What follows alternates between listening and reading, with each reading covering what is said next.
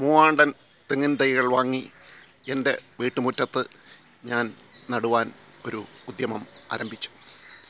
എൻ്റെ മക്കൾക്കും ചെറുമക്കൾക്കും ഇതിൻ്റെ ഫലം ലഭിക്കണം എന്നുള്ളതാണ് ഇതിൻ്റെ പ്രധാന ലക്ഷ്യം. ഈ സ്ഥലത്ത് നിന്ന് മധുരണ്ണാൻ എന്ന് പറയുന്ന വാഴകൾ ഒരു കുല മാത്രം കുലച്ച് ബാക്കിയുള്ളത് മുഴുവൻ കുലയ്ക്കാതെ നശിച്ചു പോകുന്നൊരവസ്ഥ.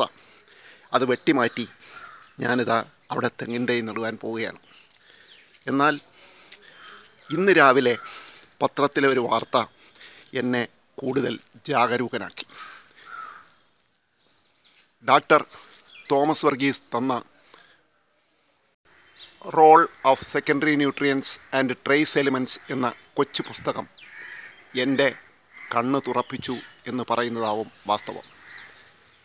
വാഴയുടെ താഴേത്തട്ടിലുള്ള ഇലകൾ മഞ്ഞളിപ്പ് തുടങ്ങിയപ്പോൾ എനിക്കിത് മനസ്സിലാക്കുവാൻ കഴിഞ്ഞത് മണ്ണിൽ മഗ്നീഷ്യം ഡെഫിഷ്യൻസിയാണ് എന്നുള്ളതാണ്.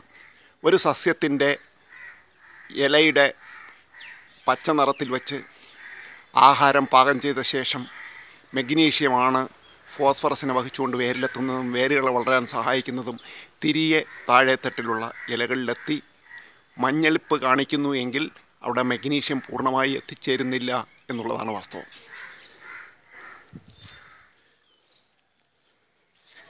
മൂവാണ്ടൻ തെങ്ങിൻ തൈ 250 രൂപയോളം വിലയുള്ളത് വിലയ്ക്ക് വാങ്ങുകയും 300 രൂപയോളം അധ്വാനം വിനിയോഗിച്ച് കുഴിയെടുക്കുകയും ചെയ്തു. ഞാൻ കണ്ടു വളർന്ന കൃഷിയിലൂടെ